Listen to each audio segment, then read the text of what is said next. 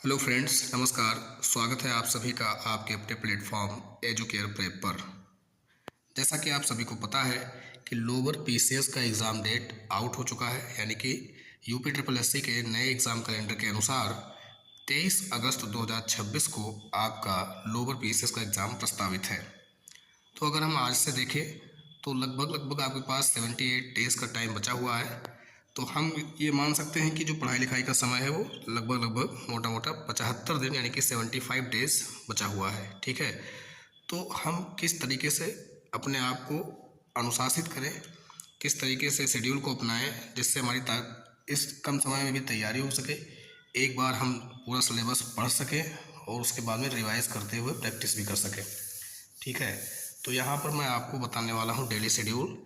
कोई इसमें टाइम बाउंडेशन नहीं है कि आपको सुबह उठ कर ही पढ़ना है या रात में पढ़ना है ना। इतना तो मैच्योर होते ही हैं जो इस तरह की परीक्षाओं की तैयारी कर रहे होते हैं। तो यहाँ पर हम बताएंगे कि प्रतिदिन कौन सा विषय और कितना पढ़ना है। ठीक है, मैं मान के चलता हूँ कि एक दिन में अधिकतम 3 विषय पढ़ा जा सकता है। आप 4 भी ले सकते हैं, चौथा विषय आप करंट अफेयर्स के रूप में ले सकते हैं। डेली आप उसको 1 घंटे पढ़ सकते हैं। तो आइए शुरू करते हैं क्लास और देखते हैं कि किस तरह की स्ट्रेटजी हमें अपनानी है।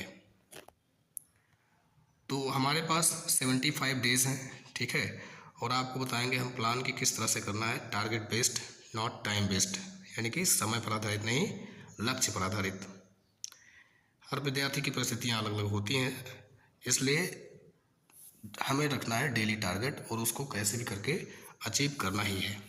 ठीक है, अगर रह जाता है, कोई चीज़ छूट जाती है तो उसको नेक्स्ट डे उसको कवर करना है पहले, फिर अगले दिन का टारगेट पूरा करना है। मुझे लगता है कि 3 सब्जेक्ट ही पढ़ सकते हैं थोड़ा थोड़ा करके, और उसको रिवाइज भी करना रहेगा और उसको उससे संबंधित प्रैक्टिस भी तो करनी रहेगी, है ना। तो आप क्या ध्यान रखेंगे कि प्रतिदिन 1 घंटा करंट अफेयर्स आपको पढ़ना है। ठीक है, करंट अफेयर्स आप कोई भी जो आपकी आती है स्पीडी से भी आप पढ़ सकते हैं। अगर आप डेली करंट अफेयर्स पढ़ते आ रहे हैं तो वो तो सबसे अच्छा है, लेकिन अगर अभी शुरू करना है तो आप जो है कोई बुक प्रेफर कर लीजिए, यानी कि जो स्पीडी आई हुई है अभी मई की, उसको पढ़िए। ठीक है, बहुत इधर उधर भटकने की आवश्यकता नहीं है। तो हम मैक्सिमम 3 सब्जेक्ट रखेंगे पर डे, पहला, दूसरा और तीसरा। इसके बाद में क्या करना है, जो समय बच जाएगा उस समय में हम उसको रिवाइज करेंगे और उससे संबंधित टॉपिक से संबंधित एमसीक्यूज प्रैक्टिस करेंगे। ठीक है, आइए देखते हैं कि किस तरह से हम सिलेबस को कवर करेंगे और हमें क्या क्या पढ़ना है। प्रमुख विषय जो है यहाँ पे लोअर पीसीएस के लिए तैयार करना है, लगभग सभी परीक्षाओं में रहते हैं। तो यहाँ पे हिस्ट्री है, पॉलिटी है, ज्योग्राफी है, इकोनॉमी है, यानी कि इंडियन इकोनॉमी आप कहेंगे, और इकोलॉजी एंड इन्वायरमेंट है, जनरल साइंस है, कंप्यूटर है, यूपी जीके है, हिंदी है, मैथ्स और रीजनिंग भी है। तो मैथ्स और रीजनिंग 5 मार्क्स के हैं, तो उसको आप प्रैक्टिस करते रहिएगा। यहाँ पे स्पेशली मैं आपको जीएस किस तरह से कवर करना है वो बताने वाला हूँ।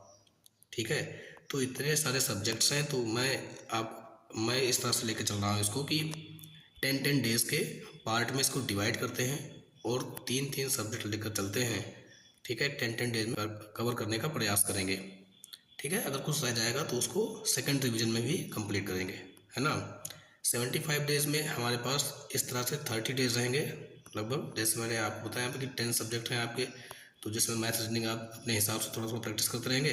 बाकी जो बचे 9, इसके लिए मैं बताऊंगा। तो 3 हमने इसको डिवाइड कर लिया है 10 दिन के लिए। तो इस प्रकार 1 महीने में हमारा सिलेबस कवर होगा।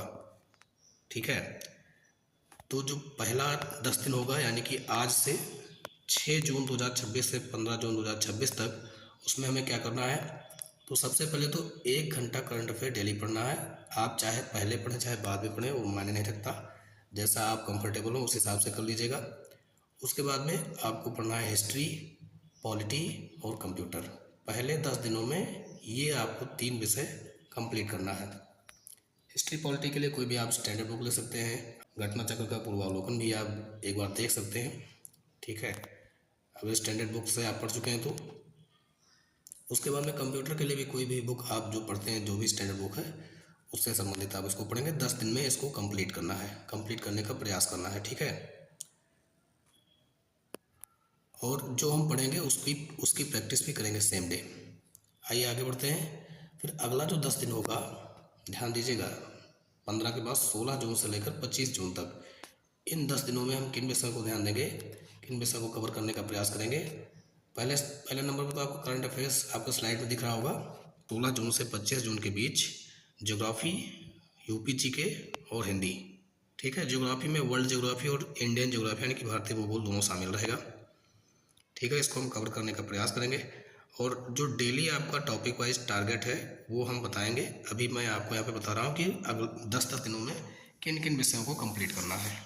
ठीक है, अब बढ़ते हैं आगे। जो अगला 10 दिन होगा, यहाँ पर 20 दिन आपका बीत चुका है 25 जून तक। उसके बाद में आपका 26 जून से लेकर 5 जुलाई तक, इसमें आपका क्या आएगा, भारतीय अर्थव्यवस्था आएगी, इंडियन इकोनॉमी। करंट अफेयर्स तो आपका साथ में रहेगा ही, हमेशा चलता रहेगा और एक कवर होता जाएगा। बीच बीच में रिवीजन भी करते चलेंगे हम, इसको मैं बताऊंगा कि कैसे करना है।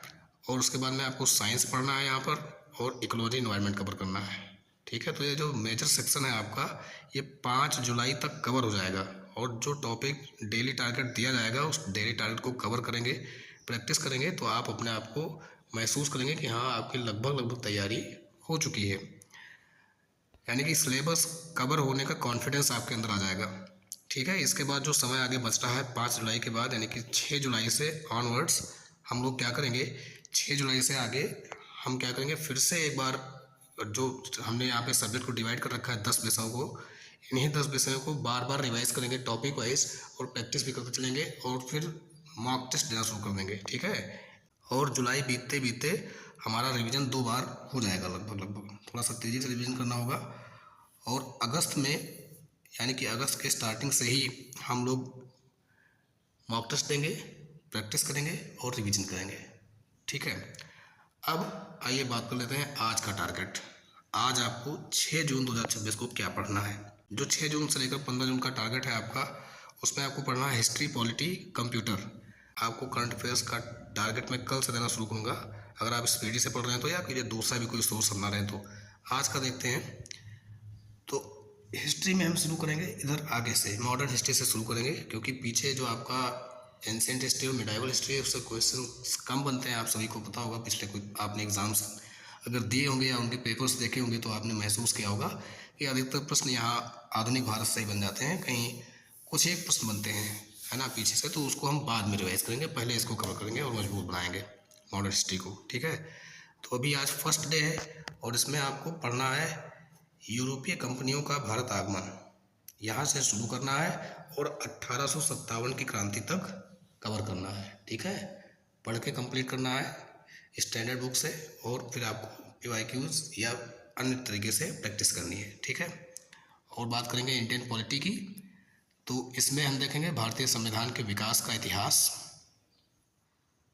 भारतीय संविधान सभा एवं निर्माण प्रक्रिया, संविधान के स्रोत कहाँ से, यानी कि किन किन देशों से कौन कौन सी विशेषताएं हमारे संविधान में ग्रहण की गई हैं, ये चीज़ें, संविधान की अनुसूचियाँ और संविधान के भाग।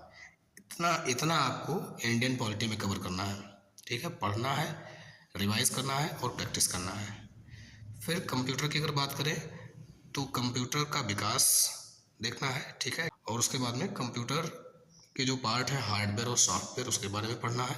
और फिर कंप्यूटर की मेमोरी है ना, प्राइमरी मेमोरी और सेकेंडरी मेमोरी आपकी होती है बेसिकली, और भी इसके अंदर कई सारे जो टाइप होते हैं उसको भी आप पढ़ेंगे और कवर करेंगे। ठीक है, तो ये था आज का टारगेट, इसको कवर करिएगा। मिलते हैं नेक्स्ट डे कल का टारगेट लेकर। तब तक के लिए थैंक यू। वीडियो अगर पसंद आया तो लाइक करिएगा, शेयर करिएगा, और चैनल पर नए आए तो सब्सक्राइब जरूर करिएगा। अगर आपको वीडियो पसंद आया है तो एक कमेंट ज़रूर कर दीजिएगा। धन्यवाद, मिलते हैं नेक्स्ट वीडियो में।